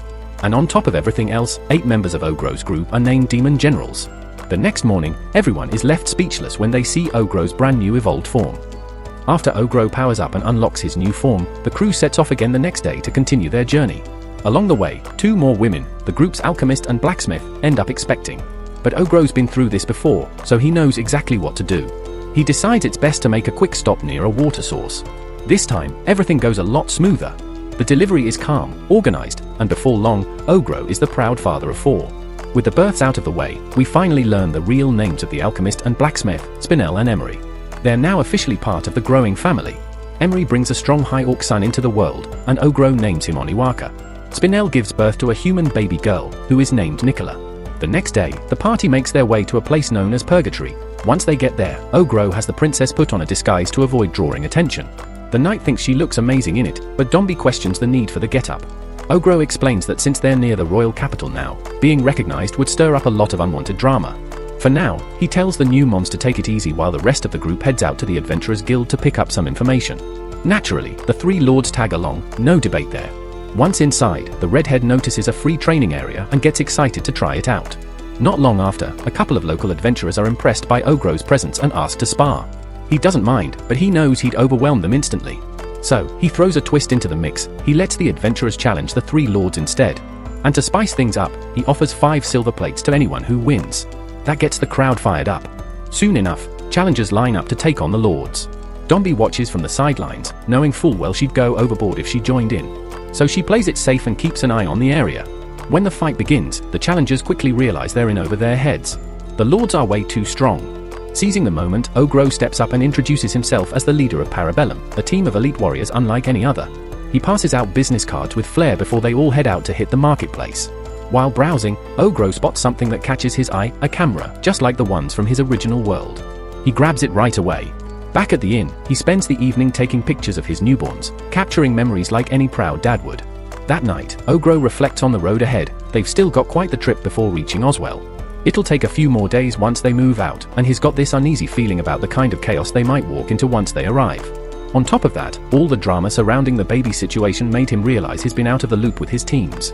So, he figures it's time to check in. First, he contacts Blood Sato's crew to get a status update. Blood Sato says everything's solid on their end, but Spell's Eye has been going wild with book shopping. Ogro doesn't remember approving funds for that, but Spell's Eye tells him not to worry. Apparently, she found a workaround to generate endless gold, using the elves they're traveling with as bait. When bandits try to snatch them, she flips the script, robbing the bandits instead and resetting the whole scam. Ogro can't really argue with that kind of efficiency, so he just reminds her to keep things low-key. Then he checks in with Dotum's team, and she fills him in on the intel she's been digging up. Ogro appreciates her hustle but reminds her it's okay to take a breather now and then. After that, he touches base with Group 4, but since they never had an official leader, they're stuck bickering over what to do. To sort it out, Ogro just names Hobrin the boss on the spot and wishes her luck. The only group left to check is Ogro Kitch's squad. But when he uses his enchanted earrings to get a look at them, all he sees is a vision of himself getting sliced in two. It hits him hard, so much so that he decides they need to change course and check on Ogro Kitchi face to face. He lets the princess know about the reroute. It adds 2 more days to their mission, but she's cool with it, they're ahead of schedule anyway. Ogro respects how chill she is about it all. With everyone aligned, they aim for the maze-like city of Griffos. While they travel, Ogro's enjoying himself, hanging out with his ladies and having a great time. Meanwhile, Domi keeps glancing at this old necklace she still carries. When Ogro rides up front with her, he realizes it's the same one he gave her back when he was still a bald goblin. It's only been for months, but everything that's happened since makes it feel like forever ago. Ogro's been getting stronger every step of the way, but Domi still feels stuck as just a damp year. And despite sticking by his side since day 4 and taking all his love, she still hasn't gotten pregnant. Ogro tells her it doesn't matter how strong he gets, he's not going to forget about her. Whether or not she bears his child, it won't change how he feels. The next morning, the crew arrives at Griffos, and Ogro Kitch is probably somewhere deep inside the dungeon waiting. So Ogro decides to check things out. When he reaches the entrance, he spots 2 panicked adventurers bolting out of the place. They tell him not to go in. There's a Minotaur inside that's completely unstoppable. Ogro heads over to the city mayor and says the Minotaur causing chaos might actually be his buddy. The mayor explains that a squad of adventurers has already been sent down into the dungeon to handle it. So Ogro and the mayor head back to the dungeon entrance to see how things are going. While they're waiting there, they hear something approaching. Turns out, it's Ogro Kitchi and Earthy, and they've both transformed into absolute powerhouses. Earthy casually drops one of the adventurers sent to fight them but makes it clear he's not dead, just completely knocked out. Ogro wants answers, especially after witnessing a vision of himself dying. Earthy fills him in, deep in the dungeon's lowest floor, they ran into a rare creature called the Mind Mirror. This monster's no joke, it shapeshifts into the strongest being its opponent can imagine. So when it targeted Ogro Kitchi, it took on the form of Ogro himself. Ogro Kitchi was getting completely overwhelmed, on the brink of defeat. But just when things looked grim, he underwent a wild transformation, evolving into a powerful Minotaur form and unlocking insane strength to win. What Ogro had seen was that exact moment where Ogro Kitchi beat the Mimic. So really, all that stress could have been avoided if Ogro had just made a second call. Now Ogro Kitchi's become a whole new kind of Minotaur, an Earthy. She's leveled up into a full-on Earth Lord. Ogro's relieved it wasn't the disaster he feared. Since they're already in town, they decide to rest for the night. But first, Ogro Kitchi steps up and challenges Ogro to a friendly duel. Ogro expected this, so they prep the battlefield, digging out a massive pit to throw down in. Ogro Kitchi has spent endless hours battling fierce dungeon creatures just to become strong enough to stand on equal footing with Ogro, as a true comrade. Ogro's genuinely moved by his dedication and readies himself to give Ogro Kitchi a serious fight. As soon as they clash, Ogro Kitchi lands a powerful opening hit that knocks Ogro back. The axe he's using is massive, no one but him could even swing it. Ogro's caught off guard when Ogro Kitchi goes in for a slash. He manages to block, but then a huge burst of fire explodes around him, one he can't dodge. Ogro ends up scorched.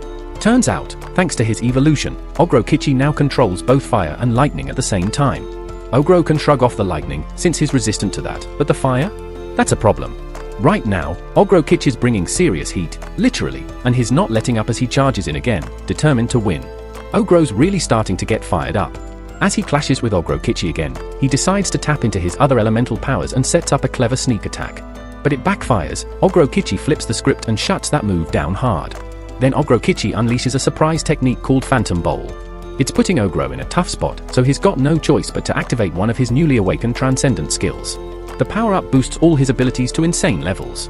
With that surge of strength, Ogro flips Ogro Kitchi over and goes wild, hammering him with a relentless wave of spear attacks. Ogro Kitchi is having a hard time keeping up, so he kicks it up a notch and ignites himself in flames to fight back. The blazing wall disrupts Ogro's sight, he can't tell where Ogro Kitchi is coming from. Then boom, Ogro Kitchi shows up overhead. Ogro fires off a barrage of rock attacks, thinking there's no way Ogrokichi can dodge in mid-air. But Ogrokichi blocks everything using his shield, dropping down like a meteor. A few of Ogro's rocks still land, but that only fuels Ogrokichi's determination to smash him with the meteor strike. But here's the catch. Ogrokichi didn't consider that spectators could get hurt in the fiery aftermath. When the smoke clears, Ogrokichi realizes he went too far. Luckily, Ogro had used his wind control to keep the flames inside the arena. Even though Ogro can take a hit, Ogrokichi's reckless move endangered civilians, including Ogro's own children. That crosses the line. Ogro unleashes his dark demon power to paralyze Ogrokichi, then slams him with a massive hammer strike to knock some sense into him. He's not out for revenge, just making sure Ogrokichi doesn't try anything that careless again. As he throws punches, Ogro flashes back to the first time he had to straighten Ogrokichi out.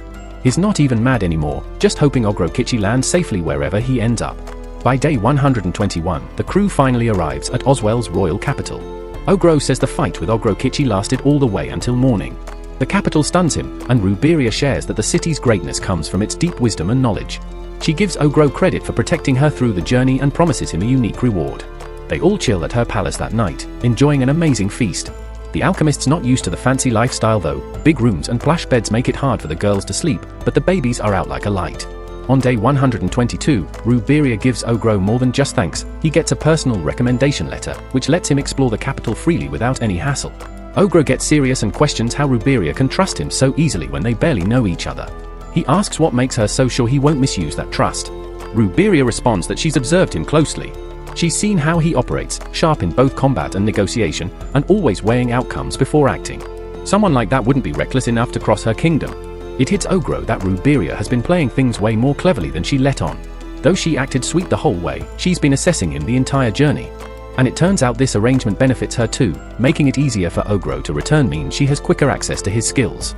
Ogro's surprised but impressed. He didn't just gain an ally, he gained someone with real strategic chops. As Ogro's crew prepares to leave, Ruberia's aide mentions she's not allowed to personally see them off. Ogro says their farewells are done, then gives some encouragement to the young warrior to keep up his training. The crew rolls out, and Ogro reveals to us that he left his blood replicas planted all around the royal capital. He knows they'll return someday, but for now, it's time to head home. On day 124, Dombi's feeling discouraged.